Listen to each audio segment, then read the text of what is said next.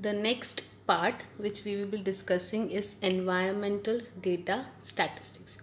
Now, in this statistics, it shows that what CPCB is doing the overall activities that we have already discussed. Over here, just summary is given that what management is done by CPCB.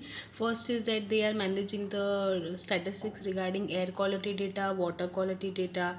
Then they are measuring the quality of they are measuring the quality data in the contents which are present in the atmosphere.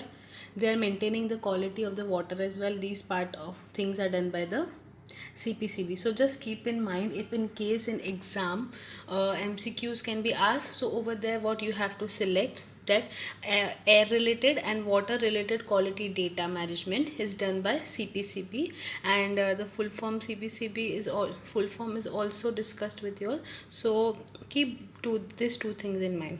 After CPCB, the next topic which is there is MPCB, that is Maharashtra Pollution Control Board. Okay, so now this whole chapter, no, in every part certain act or rule is given, which shows certain acts and rules are given by the Constitution of India, which shows us regarding awareness and what rules and regulations are there, what we can do, what we cannot do when it was established. All these things are only included throughout the chapter. So next is MPCB, that is Maharashtra Pollution Control Board. First one was a central one which was managed for throughout the country. This is the one which sees the activities throughout Maharashtra. Okay, this was established on 7th September 1970, and in this many state level environmental acts are included, which are provided by the state of Maharashtra. I just want to tell you one thing, that CPCB is handling throughout India. Okay, but even different state wise there are certain rules and regulations according to the environment. If particular state is having evergreen environment or a tropical environment, based on that certain rules and acts are also developed. Okay, and over here it is given that it functions under the administrative control of environmental department of government of Maharashtra. This works under the government of Maharashtra. So same way, Gujarat will have their own working for environmental sector, and Rajasthan will have their own, and these all they give data and communicate to CPCB, and CPCB then manages everything on a large scale throughout the country.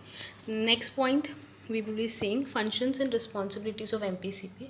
Again, I am repeating over here, Maharashtra state is also responsible for seeing water quality standards, air quality standards. So they are over here, three rules are passed. First is Water Prevention and Control of Pollution Act 1974, it was established. I have already mentioned in the start that strict environmental legislations were introduced after Britishers were gone, after India got freedom, and they got reality check approx in the late 70s. So after 70s only all this act and articles were introduced. Okay, so air prevention and control pollution act is also given. It was published, or you can say introduced in Maharashtra in 1981. Some other acts are also given over here.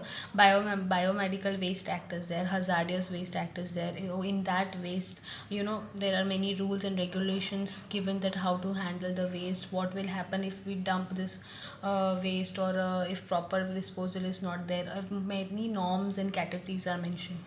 Then municipal solid waste rules 2016, all these things were introduced in 2016 because where awareness was created. Before that people were not having any much idea on a greater scale, you can say, about what side effects will be there if people comes in contact this type of waste. Okay, even previously they were using the same syringe, same needle, so not cleanliness was not maintained properly. So all those things were got uh, strict rules and regulations after this 2016 act, that every hazardous waste should be disposed properly, and if a syringe if we are using, needle we are using, or any type of blood is there on the syringe or needle, we cannot use it the second time. It is dangerous. It can cause side effects to the other person. So all these kind of rules in depth were introduced in, actually it was there, but it was not, strict one. So strict prohibition was there after 2016. Then all these acts were established under Maharashtra Prevention.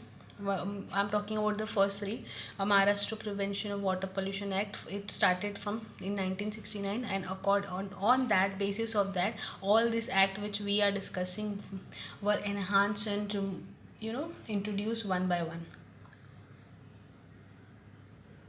There are certain functions, you can say, of the Maharashtra committee. Over here certain points are given. So first can be to plan a very comprehensive program, because if you're not planning proper program regarding the prevention control, if properly everything is not given or not mentioned, then people will not understand. Because when we are having certain rules and regulation, those rules and regulations should be explained in such a way that when people read those, they should understand what the concept is and what they have to follow and how the rules and regulation work. So everything should be mentioned in such a way that people should understand what are the benefits from the program which they will be getting, what are their rights.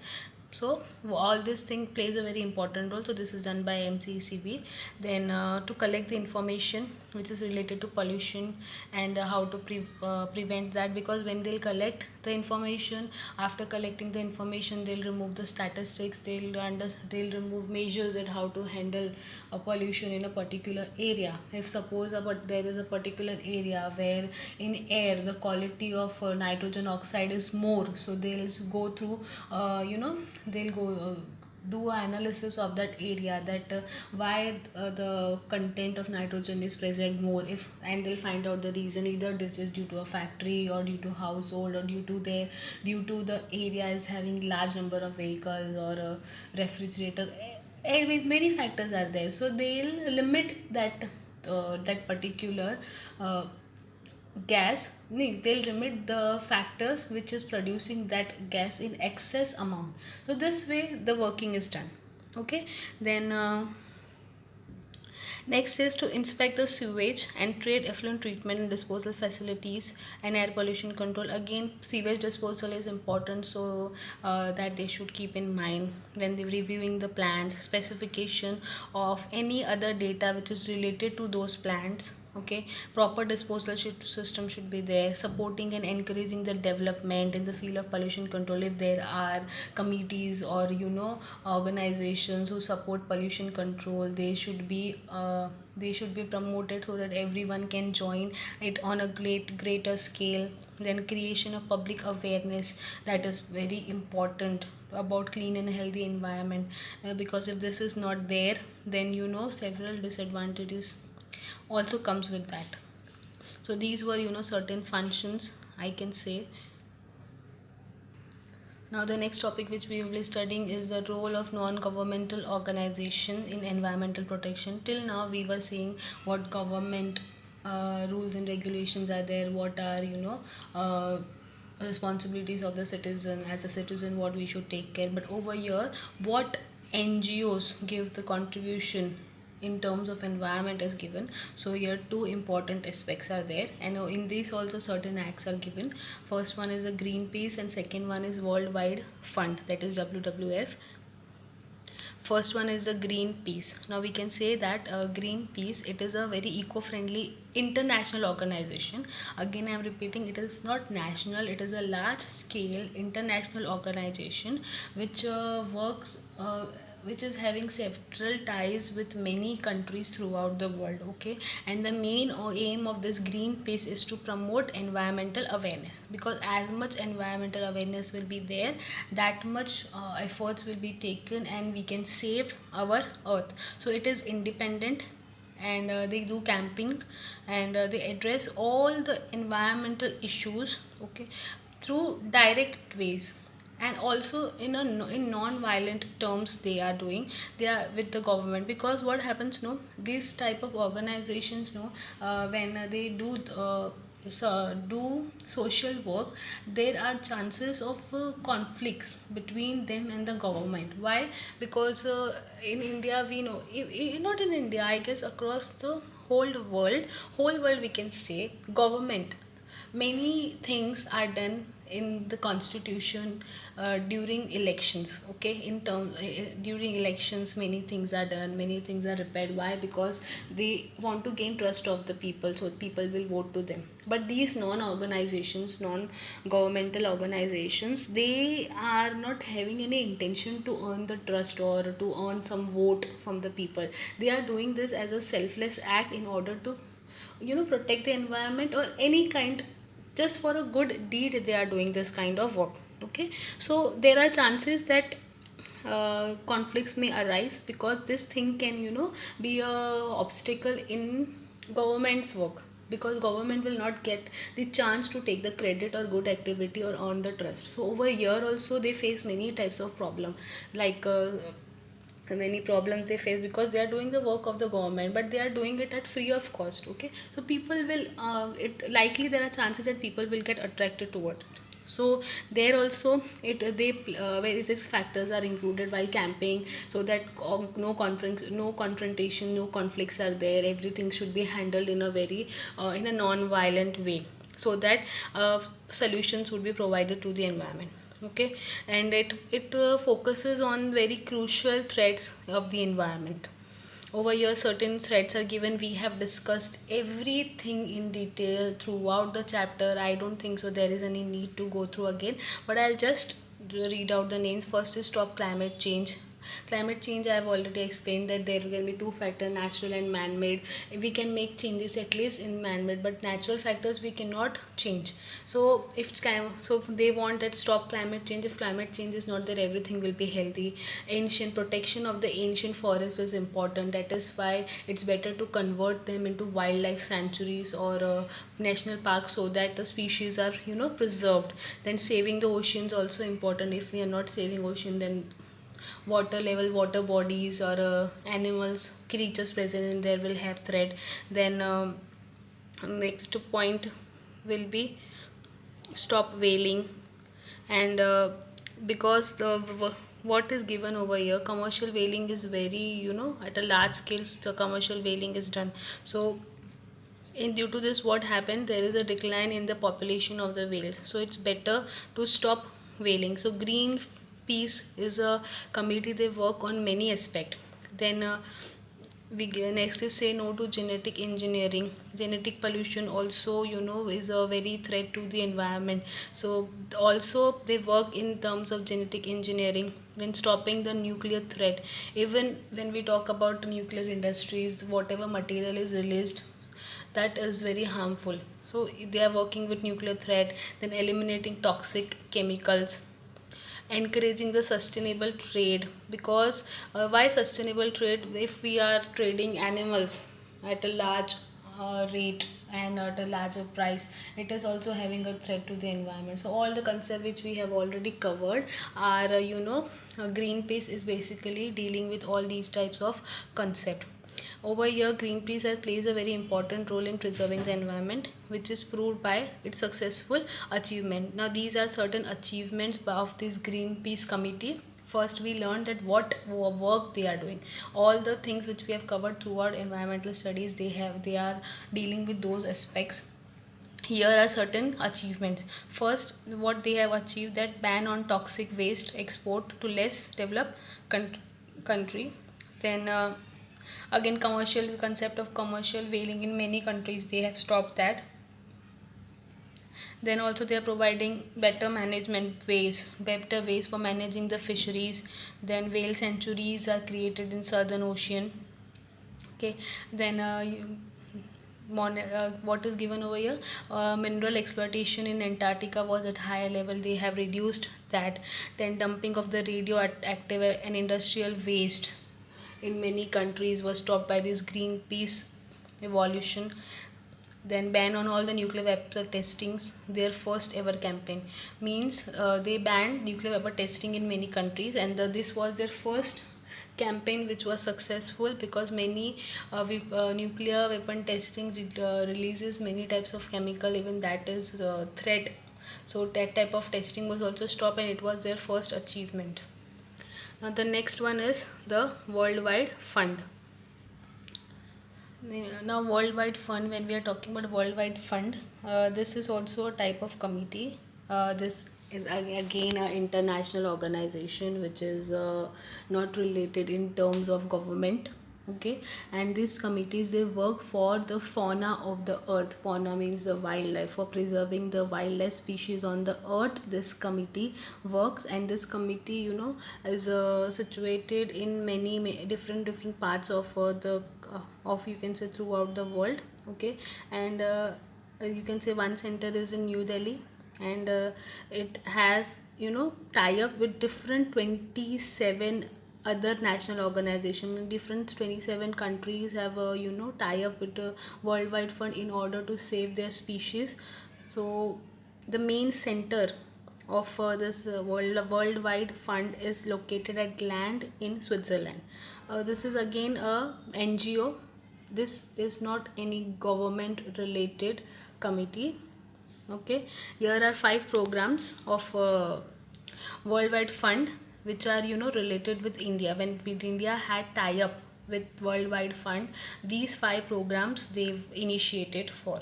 First one is promoting India's ecological security, restoring the ecological balance. We all know there is a greater need for storing the ecological balance in India. Then conserving the biological diversity, as there is threat to many different types of species. Okay, then ensuring sustainable use of the natural resources. This sustainable use of natural resources is also very important, because we don't know how to use everything sustainably. Not humans, you can say, it is, the government is not having any idea that how to make things, or how to use things in a sustainable way.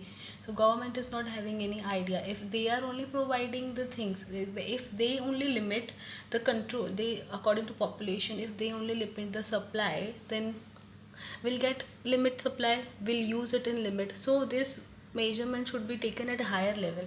So these ensurety is done by WWF. Then minimizing the population, wasteful consumption, promoting sustainable lifestyle, all those things were included in this. And they are also India also initiated for field programs, public policy, education, communication, then NGO networking, resource mobilization. So all these things were given by WWF to India, based on what factors India is lacking behind. And see over here, again many things were managed, like tiger conservation programs were introduced, fresh water wetland programs were introduced. Then even the uh, in order to conserve dolphin species, those programs were also introduced. Wildlife trading was stopped. Then forest management was introduced. So many factors were there which proved very helpful by this NGO to India. There are certain other environmental organizations in India, like the Bombay Natural History Society. Second one is the Development Alternative Group, and third one is the Energy Research Institute, that is TERI. Now the Bombay Natural History Society, that is BNHS, it was organized, or you can say established in 1883. It is, one of the important organization in India which works on conservation of flora and fauna. Okay, because they are keeping track of what species are available in what particular area, what was its natural history, means how the species were born till the point they are, they are extinct or on the verge of extinction throughout the India, near the subcontinent areas. And all this knowledge are providing to students, to the youth, by the means of lectures, by taking them to field trips in those particular areas, that these kind of species also existed or they are still existing, and many knowledge are given to them. Then also wildlife studies provided, like how we see Natural Geographic Channel over there, we a National Geographic Channel over there, we learn different about different species, about wildlife, about what the working, what the way they work. All those factors when we learn are given by this Bombay Natural History Society. So why this knowledge is given, provided, so conservation will be there of the wildlife, people will understand, and then only conservation can take place when we will have a proper knowledge regarding this. Then also many projects were undertaken, like overseas projects were taken, like then bird mitigation were taken into consideration, then mammal protections were given, that the knowledge were provided regarding mammals, how mammals working, sorry, regard in depth conserve in depth everything was provided related to mammals. All the programs were conducted for the wildlife, so people get aware that all this working is there, how everything is working, what is important and what is not important. The next one is the Development Alternative Group. This committee is based, this organization is based in Delhi, and it works in all parts of the country. It was established in 1983, and they mainly deal with sustainable development only. And they are having five main objectives, and those objectives are to be fulfilled when we talk about sustainable development, like economic efficiency, social justice and equity, environmental harmony, resource conservation, self reliance, all those stuff. Third one is the Energy Research Institute, which is called as TERI, and it was established in 1974. This is also an independent and non-profit research institution. It is a non-government institute which does not deals in terms of profiting. They only want to develop and promote such type of technologies and policies which is very efficient to use, and which are cost efficient, which are sustainable, and also prevent the excess use of natural resources. Basic work, their basic work is to provide environmental education through different projects, through workshops, audio visual aids, then quiz competition, so that just in the what is greatest and awareness is created to the people. This Terry S in university was established in 1988. Okay, now initially it was set up as Terry School of Advanced Studies, and after that in 1999 it received the status of university. So this is very, if you want to learn something related to environment, if you want to go in the field of environmental studies in depth, with depth knowledge and depth research, so this institute, it is very helpful, and it plays a very important role for it can say it is a very good option for a person who wants to pursue studies in the field of environmental in depth. So this institute is very good and important.